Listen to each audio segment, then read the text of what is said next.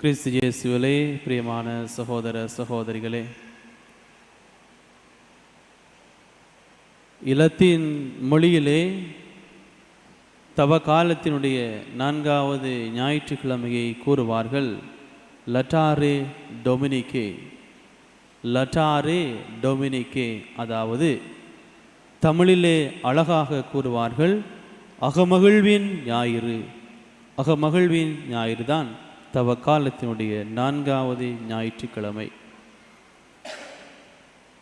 எங்களுடைய கத்தோலிக்க திருச்சபையிலே திருவழிபாட்டு ஆண்டை பார்க்கின்ற பொழுது, திருவழிபாட்டு ஆண்டிலே 2 முறைதான் நாங்கள் பயன்படுத்துகின்ற நிறம் இந்த ரோஸ் கலர்.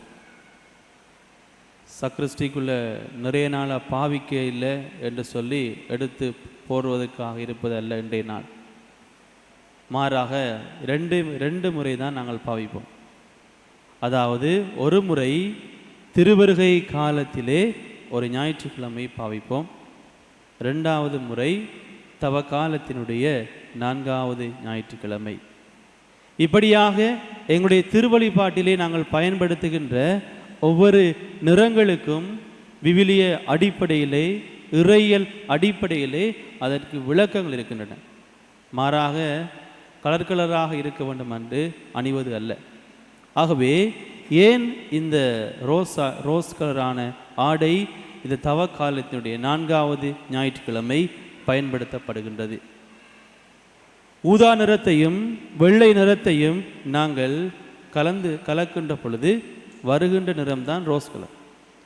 ஊதா நிறமும் வெள்ளை நிறமும் 2 நிறங்களையும் இன்றைக்கு போயிட்டு கலந்து பாருங்க, இப்படியான ஒரு இந்த கலர் வராட்டின்றவால ஒரு வகையான ரோஸ் கலர் வரும். ஆகவே தான் ஊதா நிறம் எங்களுக்கு என்னதை கொடுக்கிறது என்று சொன்னால், நாங்கள் தவ காலத்திலே வாழ்ந்து கொண்டிருக்கின்றோம். கடந்த 3 வாரங்களாக இந்த தவ காலத்தினுடைய வெவ்வேறு கருப்பொருளிலே நாங்கள் சிந்தித்தோம். ஆகவே வெள்ளை நிறம் எங்களுக்கு கொடுப்பது என்று சொன்னால், நாங்கள் தவ காலத்திலிருந்து ஆண்டவர் இயேசுவினுடைய உயிர்ப்பை கொண்டாடுவதற்கு எங்களை ஆயத்தப்படுத்துகின்ற நிறம்தான் அந்த வெள்ளை நிறம். ஆகவே தான் இந்த ஊதா நிறமும் வெள்ளை நிறமும் இணைய பெறுகின்ற அந்த நாள் தான் அகமகிழ்வின் ஞாயிறாக இந்த தவ காலத்தினுடைய 4வது ஞாயிற்றுக்கிழமையிலே நாங்கள் பயணித்து கொண்டிருக்கின்றோம். ஆகவே இந்த கடந்த 3 வாரங்களாகவும் ஆண்டவர் இயேசுவினுடைய பாடுகளையும் மரணத்தையும் ஆண்டவர் எப்படியாக வாழ்ந்தார், எப்படி வாழ வேண்டும் என்று சிந்தித்த நாங்கள் தவ காலத்தினுடைய நிறைவை அடைந்து கொண்டிருக்கின்றோம். அதாவது வெள்ளை நிறத்தை அடைவதற்காக நாட்களை நெருக்கி கொண்டிருக்கின்ற அந்த நிறம்தான் ஆண்டவர் இயேசுவினுடைய உயிர்ப்பு நாள். ஆகவே தான் இன்று தவ காலத்தினுடைய 4வது ஞாயிற்றுக்கிழமையிலே இந்த ரோஸ் கலர் ஆடை, இந்த ரோஸ் கலர் நிறம் திருவழிபாட்டிலே பயன்படுத்தப்படுகின்றது. ஆகவே இன்றைய 3 வாசகங்களையும் நாங்கள் பார்க்கின்ற பொழுது பார்வையளிக்கும் ஆண்டவர் என்கின்ற கருப்பொருளை ஆண்டவர் எங்களுக்கு தருகின்றார். கல்வர்கள் நடுவிலே சிலுவையில் அறையப்படுகின்றார் இயேசு. அதில் ஒரு படைவீரனுக்கு சந்தேகம், ஆண்டவர் இயேசு கிறிஸ்து உண்மையிலேயே இறந்து விட்டாரா அல்லது உயிரோடு இருக்கின்றாரா என்று சொல்லி ஒரு படைவீரனுக்கு சந்தேகம். அந்த படைவீரன் என்ன செய்கிறார் என்று சொன்னால், ஈட்டியினாலே இயேசுவினுடைய விழாவிலே குத்துகின்றான். ஆனால் அந்த படைவீரனுடைய அந்த வலது கண் பார்வை அற்றவனாக இருக்கின்றான். அந்த படைவீரன் தன்னுடைய வலது கண் பார்வையற்று இருந்தாலும் அவனுடைய சந்தேகம், இவர் உயிரோடு இருக்கின்றாரா அல்லது இறந்து விட்டார் என்று சந்தேகம். ஈட்டியினாலே குத்துகின்ற பொழுது இயேசுனுடைய விழாவிலிருந்து அந்த உடலிலிருந்து தண்ணீர் வருகின்றது. அந்த செந்நீர் அவனுடைய வலக்கண்ணிலே படுகின்ற பொழுது அவனை அறியாமல் அந்த பார்வையற்றிருந்த வலது கண் அவன் பார்வை பெறுகின்றான். இது வரலாற்றிலே நடைபெற்ற ஒரு உண்மை சம்பவத்தை நான் கூறுகின்றேன். அப்பொழுது அவனுடைய பார்வையற்றிருந்த படைவீரனுடைய வலது கண் பார்வை பெறுகின்றான். வலக்கண்ணில் பார்வையன்றி இருந்த படைவீரன் பார்வை பெற்றது. இயேசு பார்வை அளிக்கிறார் என்ற செய்தியை எங்களுக்கு கூறுகின்றது. அவன் இயேசுவை நம்பி ஏற்றுக்கொண்டது. நாம் ஒவ்வொருவரும் இயேசுவை இறைமகன் என நம்பி ஏற்றுக்கொள்ள வேண்டும் என்ற சிந்தனையை எங்களுக்கு கூறுகின்றது. ஆகவேதான் இந்த ஞாயிற்றுக்கிழமை ஆண்டவர் இயேசுவே இவ்வுலகினுடைய ஒளி என்பதை இந்த வரலாற்று சிந்தனை எங்களுக்கு கூறுகின்றது. எவ்வாறு இந்த படைவீரன் தன்னுடைய கண்களிலே பார்வை பெற்றதும் அந்த சிந்தனையை மற்றவர்களுக்கு எடுத்து கூறுகின்றான். தான் எப்படியான ஒரு நிலையிலே இருந்தேன், இப்பொழுது பார்வை பெற்றிருக்கின்ற அந்த நம்பிக்கை செய்தியை மற்றவர்களுக்கு அறிவிக்கின்றான். ஆகவேதான் இந்த வரலாற்று சம்பவம் எங்களுடைய வாழ்விலே கூறுகின்ற விடயம் இதுதான். ஆண்டவர் இயேசு கிறிஸ்துவே இவ்வுலகினுடைய ஒளியாக இருந்து எங்களுடைய இருளான வாழ்விலே எங்களுக்கு பார்வை தரக்கூடியவர் ஆண்டவர் இயேசு கிறிஸ்து தான். எவ்வாறு இந்த படைவீரன் தன்னுடைய பார்வையை பெற்றதும் மற்றவர்களுக்கு அதை நம்பி எடுத்து கூறுகின்றானோ, நாங்களும் எங்களுடைய வாழ்விலே ஆண்டவர் இயேசு கிறிஸ்துடைய வல்ல செயல்கள் எங்களுடைய வாழ்விலும் நடைபெறுகின்ற பொழுது நாங்களும் அந்த நம்பிக்கை செய்தியை மற்றவர்களுக்கு கூற வேண்டும் என்பதே இந்த வரலாற்று சிந்தனை எங்களுக்கு கூறுகின்றது. இப்படியாக 3 வாசகங்களையும் நாங்கள் பார்க்கின்ற பொழுது எப்படி ஆண்டவர் இயேசு கிறிஸ்து இவ்வுலகினுடைய ஒளியாக இருந்து எங்களை வழிநடத்துகின்றார் என்ற சிந்தனை எங்களுக்கு தருகின்றது. இந்த நற்செய்தியை நாங்கள் பார்க்கின்ற பொழுது பிறவிலேயே பார்வையற்று ஒரு சகோதரன் இருக்கின்றான். அவனுக்கு அவனுடைய பார்வை பிறப்பிலேயே பார்வையற்றிருக்கக்கூடிய சகோதரனுக்கு இயேசு அவனுக்கு பார்வையை கொடுக்கின்றான். அப்பொழுது அங்கே இருக்கக்கூடிய மக்கள் அவனை கேட்கின்றார்கள், இவன் பார்வை அற்றிருப்பது இவனுடைய பாவமா, அல்லது பெற்றோர்கள் செய்த பாவமா, அல்லது வேறு யாராவது செய்கின்ற பாவமா இவனுக்கு நடந்தது என்று சொல்லி.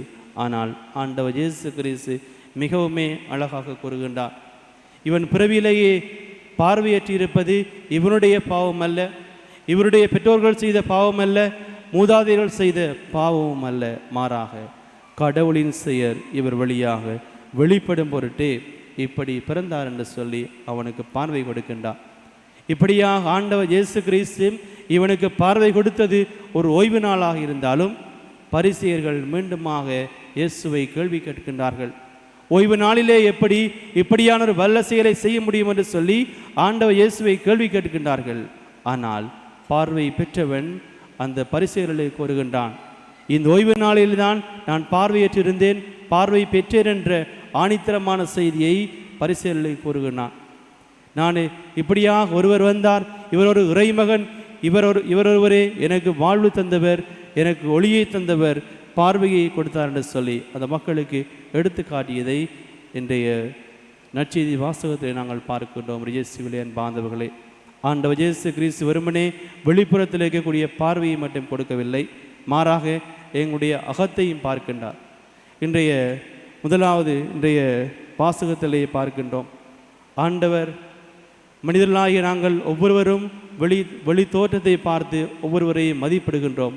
ஆனால் ஆண்டவர் இயேசு கிறிஸ்து எங்கள் ஒவ்வொருவருடைய அகத்தையும் பார்க்கின்றார் என்பதை இன்றைய முதலாவது வாசகம் உங்களுக்கு கூறுகின்றது. அது எப்படி என்று பார்க்கின்ற பொழுது முதலாவது வாசகத்திலே இஸ்ராயலுடைய முதல் அரசனாக திருப்பொழிவு செய்யப்பட்ட சவுல் கடவுளின் கட்டளையை கடைப்பிடியாமல் தான் தோன்றித்தனமாக வாழுகின்றார். ஆனால் இவனை எப்படியாவது அவனுடைய பதவியிலிருந்து எடுக்க வேண்டும் என்று சொல்லி ஆண்டவர் கட்டளையிடுகின்றார். இந்த சவுலுடைய இடத்திலே யாரையாவது ஒருவரை அரசனாக திருப்பொழிவு செய்ய வேண்டும் என்று சொல்லி அவனுடைய இடத்திலே பெத்லகேமை சார்ந்த ஈசாவின் புதர்களில் ஒருவனை திருப்பொழிவு செய்யுமாறு சாமுவேலிடம் ஆண்டவர் கூறுகின்றார். சவுலுக்கு பதிலாக ஒருவரை நீ தெரிவு செய்ய வேண்டும், அதாவது ஈசாயின் புதர்வர்களிலே ஒருவனை தெரிவு செய்ய வேண்டும் என்று சொல்லி. அப்பொழுது சாமுவேல் ஈசாவினுடைய புதர்களை பார்க்கின்ற பொழுது எலியாவை பார்க்கின்றான். அப்பொழுது சாமுவேல் நினைக்கின்றான், எலியாதான் சில நேரங்களே ஆண்டவர் கூறுகின்ற ஒரு மகனோ என்று சொல்லி அவனுடைய தோற்றத்தை பார்த்து மதிப்பிடுகின்றார். அப்பொழுதுதான் ஆண்டவர் சாமுவேலிடம் கூறுகின்றார், அவனுடைய உயரத்தையும் அவனுடைய தோற்றத்தையும் பார்த்து அவனை மதிப்பிடாதே, இவன் ஒரு அரசனாக இருப்பான் என்று சொல்லி. அப்பொழுதுதான் ஆண்டவர் கூறுகின்றார், வெளி தோற்றத்தை பார்த்து அவனை மதிப்பிடாதே, ஆனால் நான் கூற வருவது எலியாவை அல்ல, மாறாக தாவீதை. அப்பொழுதுதான் ஆண்டவர் சாமுவேலுக்கு அழைப்படுகின்றார். எலியாவை அவனுடைய வெளி தோற்றத்தை பார்த்து மதிப்பிட்டு அவனை அரசனாக மாற்றாதே, மாறாக தாவீதை அரசனாக திருப்பொழிவு செய்யும்படியாக ஆண்டவர் சாமுவேலுக்கு அழைப்படுகின்றார். இப்படியாக ஆண்டவர் இயேசு கிறிஸ்து முதலாவது வாசகத்தின் மூலமாக எங்களை கூறப்படும் விடயம், மனிதர்களாகிய நாங்கள் ஒவ்வொருவரையும் தீர்ப்பிடுகின்றோம் அவருடைய வெளி தோற்றத்தையும் அவருடைய முகங்களை பார்த்து. ஆனால் ஆண்டவர் எங்கள் ஒவ்வொருடைய அகத்தை உள்ளத்தை பார்த்து தீர்ப்பிடுகின்ற ஒருவராக இருப்பதை இன்றைய முதலாவது வாசகம் எங்களுக்கு கூறுகின்றது.